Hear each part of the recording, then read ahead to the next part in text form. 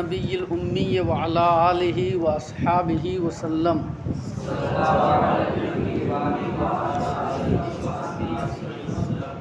حکایت نمبر 19۔ ملک زادہ گنج فراواں از پدر میراث یافت۔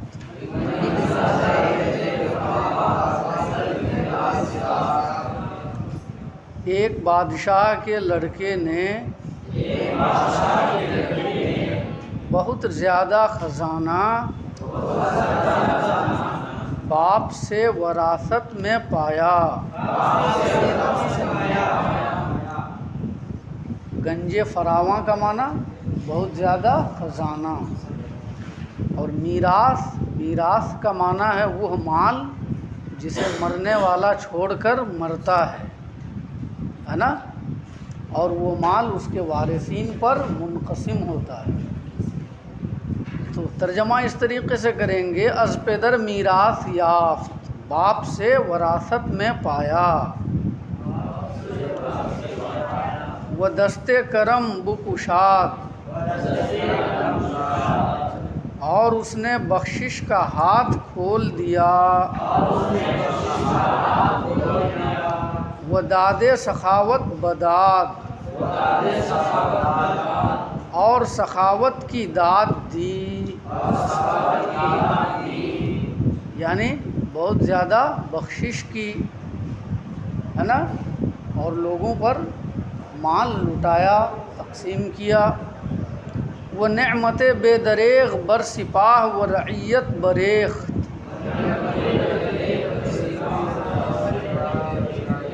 اور بے حد و حساب مال و دولت فوج اور رعایا پر لٹایا۔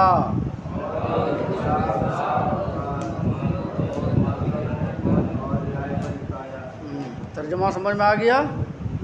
ایک بادشاہ کے لڑکے نے بہت زیادہ خزانہ باپ سے وراثت میں پایا، اور دست کرم بکشاد، بخشش کا ہاتھ کھول دیا۔ وہ داد سخاوت بداد، اور سخاوت کی داد دی۔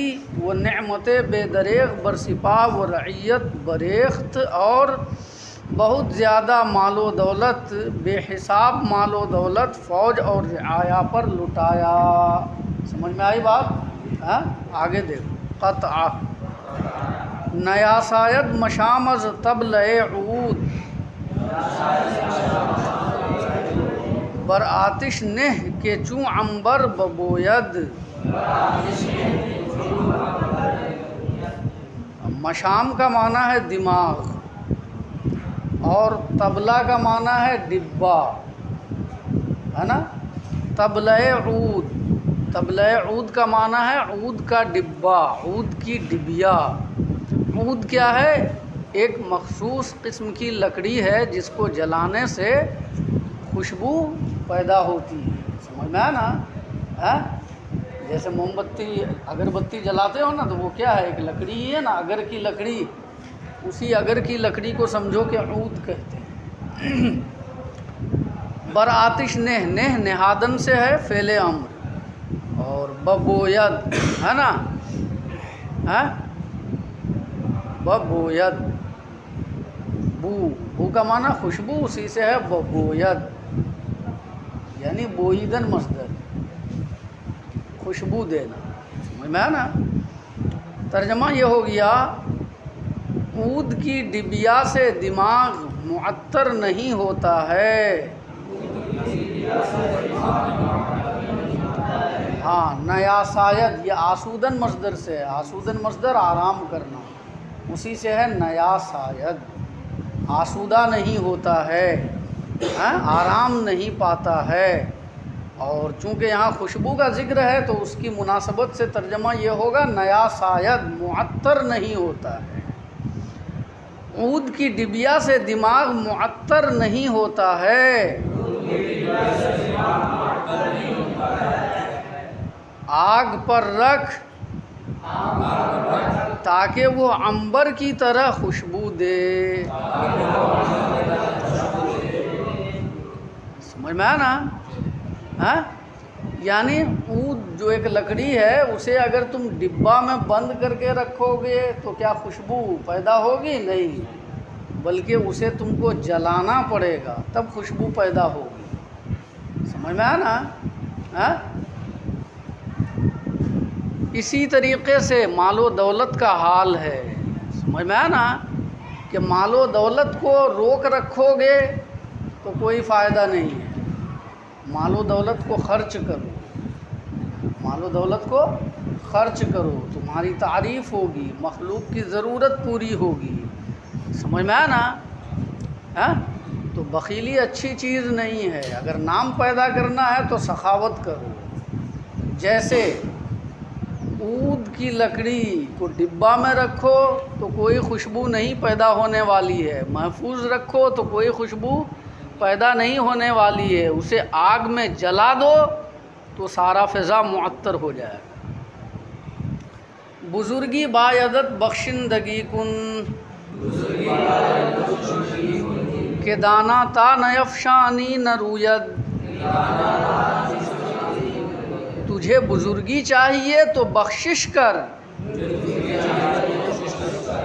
کیونکہ دانا جب تک تو نہیں جھاڑے گا وہ نہیں اگے گا۔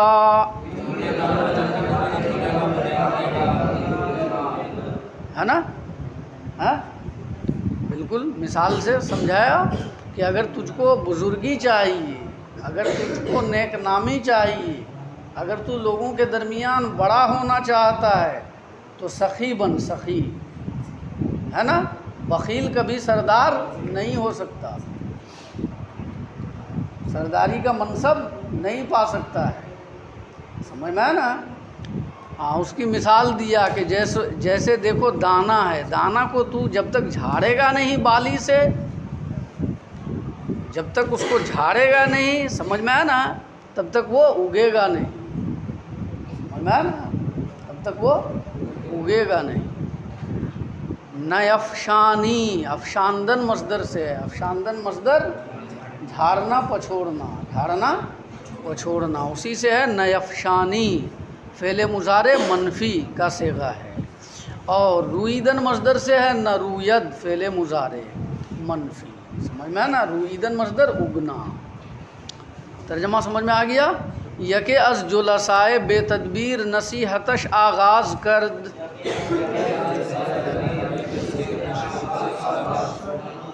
تدبیر سے خالی ہم نشینوں میں سے ایک نے اسے نصیحت کرنا شروع کیا۔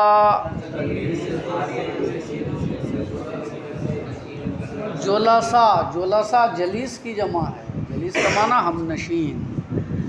کیا نصیحت کی کہ ملوک پیشی مرئی نعمت را بسعی اندوختہ اند و برائے مصلحت نہادہ،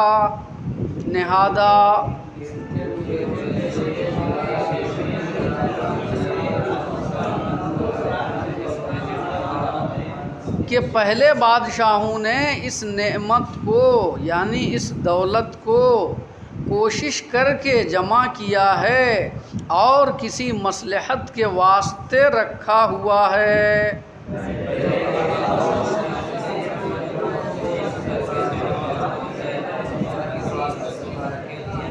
دست ازیں حرکات کوتاہ کن، ان حرکتوں سے ہاتھ روک لے، کہ واقعہ درپیش است، کیونکہ سامنے میں جنگیں ہیں، یعنی مستقبل میں، کیونکہ مستقبل میں جنگیں ہیں،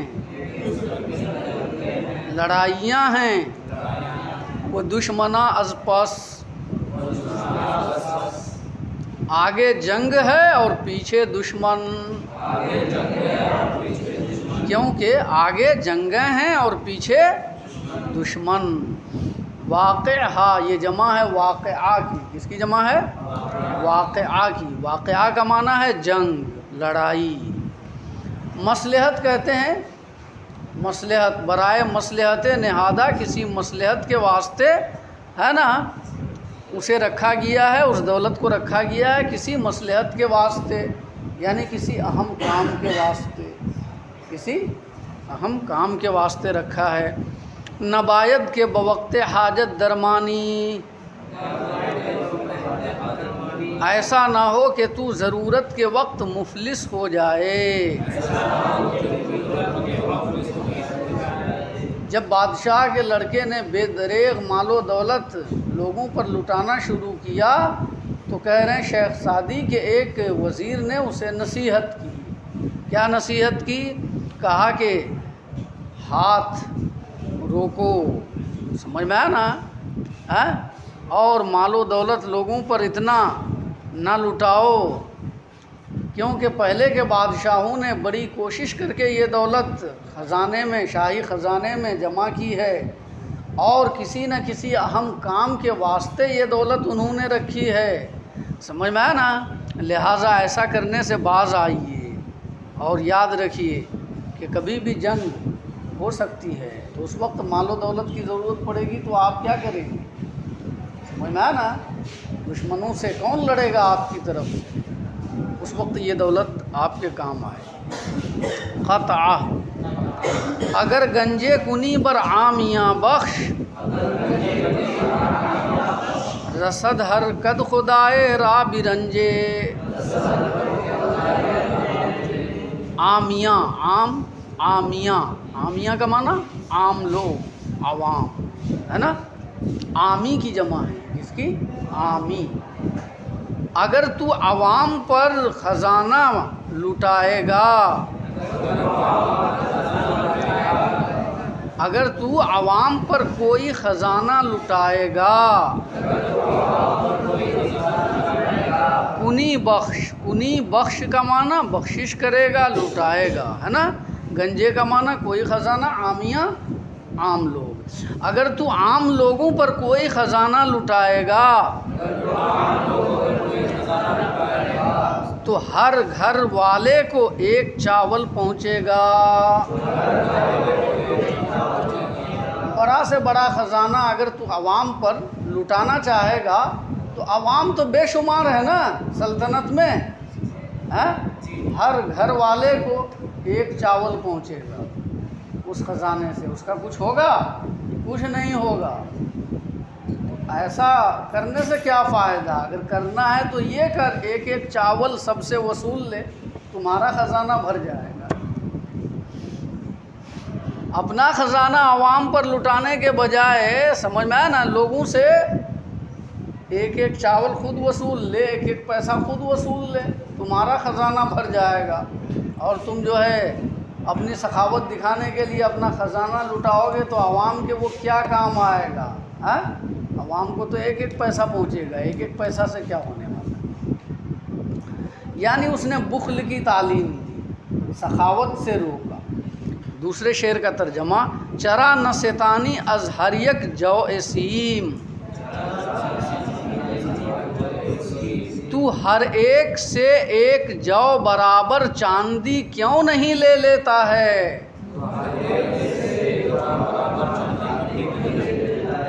کہ گرد آید ترا ہر روز گنجے، کہ تیرے واسطے ہر دن ایک خزانہ جمع ہو جائے گا۔ اگر تو عوام پر کوئی خزانہ لٹائے گا تو عوام کے ہر فرد کو ایک چاول کے بقدر پہنچے گا، اور اگر تو، سمجھ میں آیا نا، عوام سے ایک جو برابر چاندی وصولے گا تو تیرے سارے مکانات بھر جائیں گے، تیرے پاس ایک بڑا خزانہ جمع ہو جائے گا۔ تو وہ طریقہ اختیار کرنے کے بجائے اس طریقے کے بارے میں آپ کو سوچنا چاہیے۔ خلاصہ یہ کہ اس نصیحت کرنے والے نے اس کو، بادشاہ کے لڑکے کو، سخاوت کرنے سے روکا اور بخل کی تعلیم دی، نہیں سمجھے؟ رعایا پر لٹانے کے بجائے رعایا سے وصولنے کی تعلیم دی۔ ملک زادہ روئے ازی سخن درہم آورد، ہاں مفردات کو سمجھ لو۔ ہر قد خدا، ہر قد خدا، قد خدا کا معنی صاحب خانہ یعنی گھر والا، ہر قد خدا کا معنی ہر گھر والا، ہر قد خدائے کا معنی ہر ایک گھر والا، اور برنج، برنج کا معنی چاول، رسد ہر قد خدائے را برنجے، ہر ایک گھر والے کو ایک چاول رسد پہنچے گا۔ نہ سیتانی، سیتاندن مصدر سے ہے، نہ سیتانی، سمجھ میں ہے نا، سیتاندن مصدر سے، فعل مضارع منفی کا صیغہ۔ جو سیم، سیم کا معنی کیا ہے؟ چاندی، جو کا معنی جو، جو سیم کا معنی جو برابر چاندی، ایک جو کے برابر چاندی۔ گرد آیت کا معنی، گرد آمدن کا معنی پہلے بتا چکے ہیں، جمع ہونا۔ ترجمہ سمجھ میں آ گیا نا؟ تو ہر ایک سے ایک جو برابر چاندی کیوں نہیں لے لیتا ہے کہ تجھے ہر دن، کہ تیرے پاس ہر دن ایک خزانہ جمع ہو جائے گا۔ بادشاہ کے لڑکے نے اس بات سے چہرہ پھیر لیا، وہ موافق طبعش نیامد، اور اس کی طبیعت کے موافق یہ بات نہیں آئی، اس کی طبیعت کے موافق یہ بات نہیں ہوئی، سمجھ میں ہے نا؟ ایسے بھی کہہ سکتے ہو وہ موافق طبعش نیامد، اور یہ بات اس کی طبیعت کو راس نہیں آئی، وہ مرعورہ زجر فرمود اور اسے ڈانٹا، یعنی بادشاہ کے لڑکے نے اس نصیحت کرنے والے کو ڈانٹا۔ وہ گفت اور کہا، خداوند تعالی مرا مالک ای مملکت گردانیدہ است تا بخورم و ببخشم، اللہ تعالی نے مجھے اس سلطنت کا مالک بنایا ہے تاکہ میں کھاؤں اور لٹاؤں۔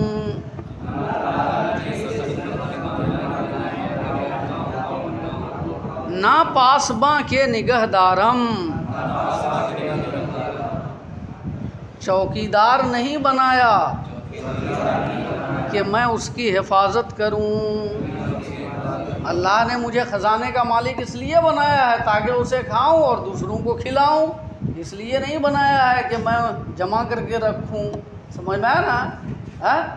اور اس کو اپنے پاس گھر میں جمع کر کے رکھوں اور نہ خود فائدہ اٹھاؤں اور نہ دوسروں کو فائدہ اٹھانے دوں۔ بیت، اس مفہوم میں ایک شعر ہے، قارون ہلاک شد کے چہل خانہ گنج داشت، نوشیروان نمرد کے نام نیکو گذاشت۔ قارون ہلاک ہو گیا جو 40 گھر خزانے رکھتا تھا، نوشیرواں نہیں مرا جو نیک نام چھوڑ گیا۔ نوشیرواں کون ہے بتا چکے ہیں، ایران کا ایک بادشاہ جو اللہ کے رسول صلی اللہ علیہ وسلم کی پیدائش سے پہلے ایران کا حکمراں تھا، سمجھ میں آیا نا؟ اور بتا چکے ہیں کہ مشہور ہے کہ وہ عادل بادشاہ تھا، انصافور بادشاہ تھا، سمجھ میں آیا نا؟ اس کی شہرت تھی، اس کے چرچے تھے، نیک نامی کے چرچے تھے اس کے، تو آج تک جو ہے نا لوگ اس کا نام ادب ہی سے لیتے ہیں، ہے نا؟ اور اپنے عدل و انصاف کی وجہ سے وہ آج تک زندہ ہے اور اس کا نیک نام دنیا میں باقی ہے۔ اس کے برخلاف قارون ہے نا، کہ موسیٰ علیہ السلام کا، حضرت موسیٰ علیہ السلام کا ایک قریبی رشتہ دار تھا، سمجھ میں آیا نا؟ لیکن جب موسیٰ علیہ السلام نے زکوٰۃ مانگی تو زکوٰۃ دینے سے انکار کیا، تو حضرت موسیٰ علیہ السلام نے بد دعا کی، سمجھ میں آیا نا؟ جس کے نتیجے میں وہ زمین میں دھنستا چلا گیا، اور کہا جاتا ہے کہ ریت میں جو ایک چمکتے ہوئے ذرات جو دکھتے ہیں نا، کہا جاتا ہے، مطلب عوام میں یہ بات مشہور ہے کہ ریت میں جو چمکتے ہوئے ذرات ہیں وہ اسی کے خزانے سے ہے، اسی کے خزانے کا حصہ ہے، سمجھ میں آیا نا؟ تو بہرحال وہ بہت مالدار تھا، اور اس کی مالداری کی مثال اس طریقے سے بیان کی گئی ہے کہ کہا جاتا ہے کہ 40 گھر ہیرے جواہرات سونے چاندی خزانوں سے اس کے پاس بھرے ہوئے تھے، سمجھ میں نا؟ اور مشہور ہے کہ وہ حضرت موسیٰ علیہ السلام کا چچا زاد بھائی تھا۔ اور یہاں پر حاشیہ میں حضرت مولانا نصر اللہ رضوی نے لکھا ہے کہ وہ موسیٰ علیہ السلام کا داماد بھی تھا، اللہ عالم بالصواب، سمجھ میں آیا نا۔ اور کہا گیا ہے اور یہاں بھی لکھا ہے کہ وہ پہلے پہل بہت غریب تھا، بہت غریب، سمجھ میں آیا نا۔ حضرت موسیٰ علیہ السلام نے ایک مخصوص علم انہیں سکھا دیا، اسے سکھا دیا ہے نا، جس علم کو استعمال کر کے وہ بہت زیادہ مال و دولت کا مالک بن گیا۔ جب موسیٰ علیہ السلام نے زکوٰۃ مانگی تو حساب لگا کر دیکھا تو اس کو لگا کہ میرے خزانے کا ایک بڑا حصہ تو زکوٰۃ ہی میں چلا جائے گا، بخیلی کی، اور زکوٰۃ دینے سے منکر ہوا، تو حضرت موسیٰ علیہ السلام نے بد دعا کر دی تو وہ زمین میں دھنستا چلا ہے، سمجھ میں آنا۔ تو وہی کہہ رہے ہیں اس شعر میں کہ قارون جو 40 گھر خزانے رکھتا تھا وہ ہلاک ہو گیا، وہ کیا ہو گیا؟ ہلاک ہو گیا، لیکن نوشیرواں نہیں مرا جو نیک نام چھوڑ گیا۔ مطلب یہ ہے کہ نوشیرواں کا نیک نام آج بھی باقی ہے اور لوگ ادب سے اس کا نام لیتے ہیں، سمجھ میں آیا نا، برخلاف قارون کے کہ آج بھی لوگ اس پر لعن طعن کرتے ہیں۔ بات ختم ہوئی۔ صلی اللہ علی النبی الامی وعلی آلہ وصحبہ وسلم۔